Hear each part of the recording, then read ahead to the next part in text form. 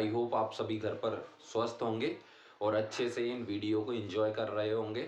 बस मैं आपसे ये वादा कर रहा हूँ, ये मेरा विश्वास है कि डेफिनेटली अब हम इस लड़ाई को, जो इंग्लिश बोलने की एक लड़ाई है, उसे जीत लेंगे। बस I need your hard work, I need your hard work. मुझे आपके ज़बरदस्त मेहनत की ज़रूरत है और आप मेहनत करेंगे, definitely one day we will get success. और फिर एक दिन आएगा हम सफलता पा लेंगे, जिसके लिए कोई 2 महीने से, कोई 2 साल से, कोई 10 साल से परेशान हो रहा है, but they are not able to speak in English with a great fluency. Reason बस यही है, उन्हें बार बार गिव अप कर रहे हैं, मेहनत नहीं कर रहे, और बहुत सारे रीजंस हो सकते हैं, लेकिन हम इनकी ज़्यादा चर्चा ना करके हम अभी तो आपको गाइडेंस दे रहे हैं, बीच बीच में ऐसे समझाते रहेंगे, क्योंकि motivation is also very important to get success in life.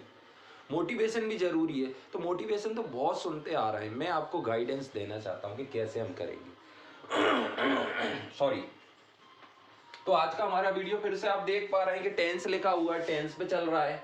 Tense पे क्या पढ़ रहा है? प्रेजेंट इंडेफिनिट, और क्या अफर्मेटिव सेंटेंस बना रहा है। और ये प्रेजेंट इंडेफिनिट टेंस चलता रहेगा कुछ दिनों तक, क्योंकि हम एक एक चीज को पूरे तरीके से ले रहे हैं, एक एक छोटी छोटी चीज बता रहा हूं ताकि आपको गिव अप ना करना पड़े, आप इंजॉय करते जाएं इस लैंग्वेज को और आपको आनंद मिलता रहे। तो शुरू करते हैं। तो सबसे पहले देख पा रहे हैं, फिर से मैंने वही लिख दिया। क्या लिख दिया? जो हर बार लिखा रहता है। सब्जेक्ट या तो इसको फर्स्ट फॉर्म दी जाएगी या तो फिफ्थ फॉर्म दी जाएगी, और फिर क्रिया जिस पे करते हैं उसे हम बोलते हैं ऑब्जेक्ट। और ऑब्जेक्ट डायरेक्ट भी हो सकता है और इनडायरेक्ट भी हो सकता है। डायरेक्ट में आएगा आपका नाउन और इनडायरेक्ट में आएगा प्रोनाउन की ऑब्जेक्टिव फॉर्म, जैसे कि हमने लास्ट वीडियो में चर्चा की थी। कुछ इस तरह से सेंटेंस बनाए थे। आई टीच यू, मैं तुम्हें पढ़ाता हूँ। आई टीच इंग्लिश, मैं इंग्लिश पढ़ाता हूँ। आई टीच यू इंग्लिश, मैं तुम्हें इंग्लिश पढ़ाता हूँ। तो दोनों एक साथ ले लिया हमने। क्लियर हो रहा है? आगे बढ़ जाते हैं। देखिए, तो फिर इसमें तो आपको क्लियर है कि या तो फर्स्ट मिलेगी या फिफ्थ मिलेगी, फिर ऑब्जेक्ट आ जाएगा। फिर आज हम क्या करने जा रहे हैं, हमारी इस सेंटेंस को थोड़ा सा और डेकोरेट करेंगे। Decorate means what? कि प्रीपोजिशन का यूज कैसे करेंगे। तो प्रीपोजिशन क्या करता है? दो वर्डों में क्या करेगा? वो संबंध बताएगा। जैसे कि आप देख रहे हैं, ये मैंने एक प्रीपोजिशन यूज करा, इससे ऊपर देखिए मैंने क्या लिखा है, टू। सबसे पहला प्रीपोजिशन टू ले रहा है। तो ये टू जो होता है ना, टू के बाद हमेशा या तो नाउन आएगा या तो प्रोनाउन की ऑब्जेक्टिव फॉर्म आएगी। या तो नाउन आएगा या तो प्रोनाउन की ऑब्जेक्टिव फॉर्म आएगी। प्रोनाउन की ऑब्जेक्टिव फॉर्म क्या होती है मैंने बताया। I subjective form, objective form me, you दोनों जगह यू रहता है। फिर इसके बाद आ जाएगा ही, तो ही की ऑब्जेक्टिव फॉर्म आपको पता है हिम, शी की पता है हर, दे की पता है देम, वी की पता है अस, और इट का इट ही रहता है, दे का देम। तो ऐसे बार बार आपको पूछना है, ये सब्जेक्टिव है, ये ऑब्जेक्टिव है। बहुत मेहनत करना पड़ेगी, इसमें कोई दो राह नहीं है। जितने भी लोग इंग्लिश बोल पा रहे हैं, थोड़ी बहुत, मैं भी शायद, तो हमने कहीं ना कहीं हार्डवर्क किया है। Same thing I want you people to do. यही चीज मैं आप लोगों से भी चाहता हूं कि आप मेहनत करें। दोबारा से आ जाते, नहीं तो बातें कभी खत्म नहीं होती टीचर की, क्योंकि वो इतना बोलता है, बोलने का ही काम है उसका। Okay, come to the point. तो सबसे पहले आज का हमारा क्या है? Preposition to. तो टू जब हमारा प्रीपोजिशन बनेगा, तो प्रीपोजिशन का एक रूल है, या तो हमेशा नाउन आएगा या उसके बाद प्रोनाउन आएगा। और प्रोनाउन आएगा तो किस कैटेगरी में? ऑब्जेक्टिव फॉर्म में। क्लियर है? फिर टी और टू हमेशा प्रीपोजिशन रहे ऐसा जरूरी नहीं है, वो इंफिनिटिव भी बन जाता है। इंफिनिटिव बनता है तब कैसा लगता है वो? टू के बाद हमेशा वर्ब की फर्स्ट फॉर्म आएगी। टू के बाद हमेशा वर्ब की फर्स्ट फॉर्म आ रही है, फर्स्ट फॉर्म आ रही है, तो ये टू क्या कहलाएगा? इन्फिनेटिव। और इसके बाद नाउन और प्रोनाउन की ऑब्जेक्टिव फॉर्म आ रही है, तो ये टू क्या कहलाएगा? प्रीपोजिशन। एग्जाम्पल से समझते हैं, ठीक है? कुछ एग्जाम्पल्स दे देता हूं। देखिए, सबसे पहले लिखा है शी गोज, तो यहां तक मीनिंग क्या होगा? वह करती है। क्या करती है? जाती है। तो ईएस क्यों लगाया, ये पता चल रहा है?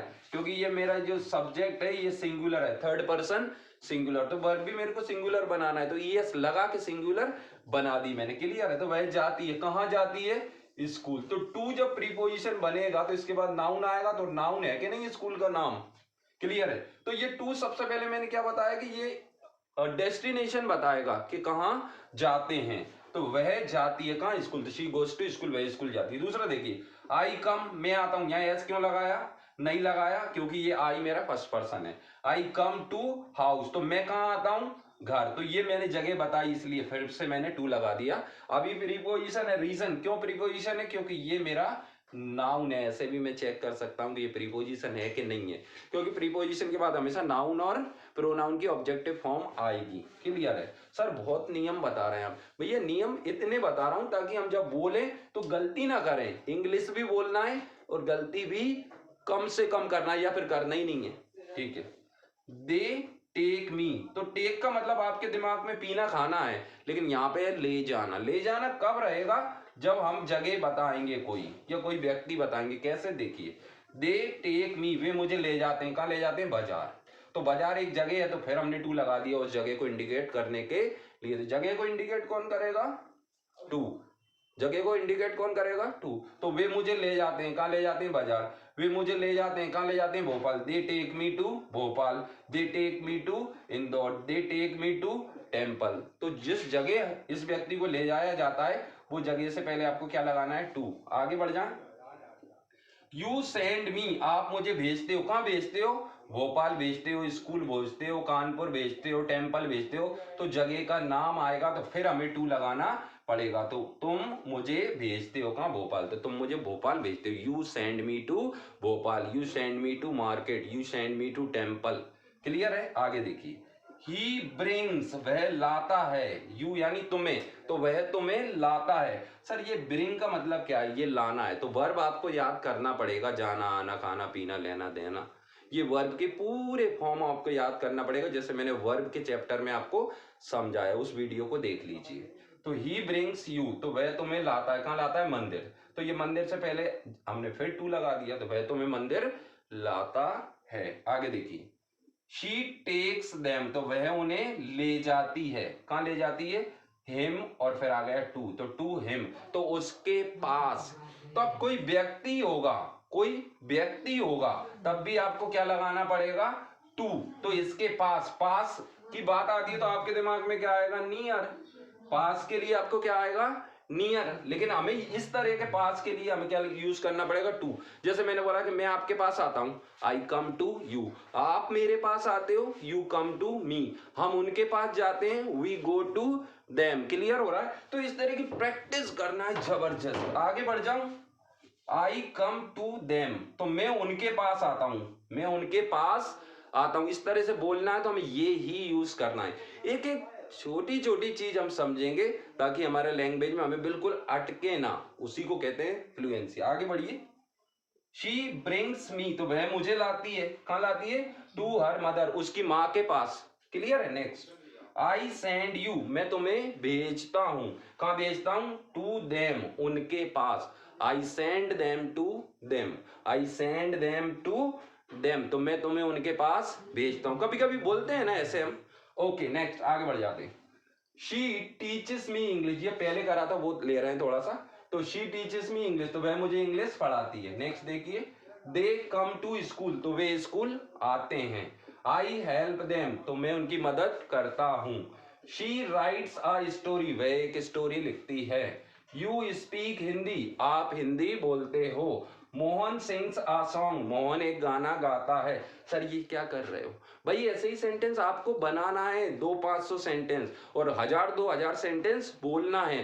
तब ब्रेन में एक पर्टिकुलर डिपार्टमेंट फिट होगा प्रेजेंट इंडेफिनिट के अफर्मेटिव सेंटेंस बनाने का, और फिर हम बोल पाएंगे इसे। फिर कोई का आपके लिए सेंटेंस मिल जाएगा, आपका ब्रेन दे देगा। आगे बढ़ जाऊं, आई स्टडी, मैं पढ़ता हूं। They play football, way football खेलते हैं। सर एस क्यों नहीं लगाया यहाँ? कि भैया ये थर्ड पर्सन तो है लेकिन सिंगुलर नहीं है, ये भी पूछना है। आई कम टू प्ले, मैं खेलने आता हूं। अब ये क्या हुआ? टू तो आ गया लेकिन नाउन नहीं आया, ये वर्ब आ गई फर्स्ट फॉर्म में। तो जब ऐसा होगा तो ये कहलाएगा हमारा इन्फिनेटिव। इन्फिनेटिव का काम क्या होता है? ये उद्देश्य बताता है। तो मैं आता हूं, आने का उद्देश्य क्या है? खेलना। तो ये पर्पस बताने के लिए रहेगा, और ये इन्फिनेटिव है। क्यों? क्योंकि इसके बाद वर्ब की फर्स्ट फॉर्म आ रही है। नेक्स्ट देखिए, शी गोज टू टीच, तो वह जाती है। कहाँ जाती है? उद्देश्य क्या जाने का? पढ़ाना। I bring them to talk, तो मैं उन्हें लाता हूं। क्या उद्देश्य है? उद्देश्य फिर टू और फर्स्ट फॉर्म ने बताया, तो क्या है? टॉक, तो मैं उन्हें लाता हूं बातें करने। क्लियर हो रहा है? अब इनको भी हम बना सकते हैं, इनको भी हम क्या बना सकते हैं? इन्फिनेटिव लगा सकते हैं। तो वह जाती है स्कूल, तो क्या करने जाती है? पढ़ाने। तो टू टीच, तो ऐसे हम उद्देश्य बता सकते हैं। आई कम टू हाउस, मैं घर आता हूं। तो काय के लिए आता हूं? स्टडी, पढ़ने के लिए आता हूँ। कुछ भी लिखिए, जो भी आपकी मर्जी पड़े। They take me to market, वे मुझे बाजार ले जाते हैं, काहे के लिए, चाय पीने, तो टेक टी लगा सकते हो। Next, you send me to Bhopal, आप मुझे भोपाल भेजते हो, काहे के लिए, मीट देम, उनसे मिलने। Next, he brings you to temple, he brings you to temple, वे तुम्हें मंदिर लाते हैं, काहे के लिए, to worship, to worship, to worship. Clear हो रहा है। आगे, she takes them to him, she takes them to him, वह उन्हें ले जाती है उसके पास, तो काहे के लिए, टू टॉक, दोबारा से लिख दिया, बातें करने। आई कम टू देम, मैं उनके पास आता हूं, काहे के लिए, to give them money, to give them money, तो उन्हें पैसा देने के लिए। क्लियर है। आगे देखिए, she brings me to her house, वह मुझे अपनी माँ के पास लाती है, टू मीट, टू मीट। आगे देखिए, I send you to them, मैं उनके पास तुम्हें भेजता हूं, टू हेल्प, मदद करने के लिए। तो इस तरह से मैंने आपको यहाँ इन्फिनेटिव समझाया है और प्रीपोजिशन टू समझाया है। तो दो, ये TO2 है, इन्फिनेटिव का भी काम करेगा, प्रीपोजिशन का भी काम करेगा। आई होप आपने इस वीडियो को एंजॉय किया होगा। आई होप आप जबरदस्त प्रैक्टिस करने वाले हैं इस वीडियो की। आज के वीडियो में इतना ही लेंगे। Thank you, have a nice day.